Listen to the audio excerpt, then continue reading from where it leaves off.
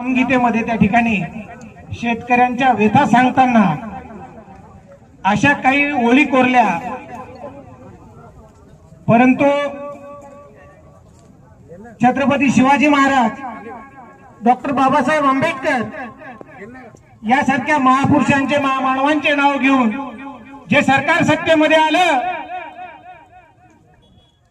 त्यांचे धोरण हे शेतकऱ्यांच्या मरणाला कारणीभूत ठरत आहे। आणि तुमच्या मायच्यान खरं सांगा, तुम्हाला जर वाटत असेल आम्ही इमानदार शेतकरी मायबापाच्या पोटी जन्म घेतला तर या लढ्यामध्ये सहभागी व्हा, इथं बसा आणि तुमचं नातं जर अदानी अंबानी संघ असेल तर खुशाल उभं राहून पहा। तुम्हाला तुमच्या मायच्यान तुमच्या काळजावर हात ठेवून सांगा, तुमच्या जर घरचं कोणी जर आत्महत्या केली, एखाद्या शेतकऱ्याने आत्महत्या केली तर 10 चक्र तुम्हाला कार्यालयाच्या झुंजावं लागतात आणि तुम्ही उभं राहून तमाशा पाहता। अरे बसा ना, लाजा काऊन वाटू देता, बसा ना।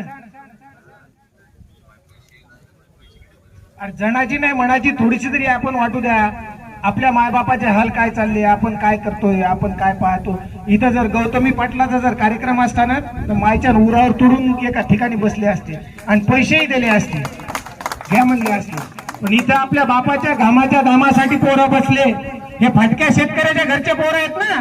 इथं जर एखादा ठोकर पैशावाला आणि चांगल्या पांढऱ्या कपड्यावाला जर रोही जर आला असताना, एखादा आमदार खासदार, तर त्याचे जोडे चाटायला जोर केला असता, काय काय चोटते म्हणलं असतं, ते ओळखत पण नाही, त्या आमदारा खासदारानं ओळखलं असं तरी हरकत नाही, पण ह्या अवलादी तिथं त्या ठिकाणी त्याचे तळवे चाटाय गेले असते।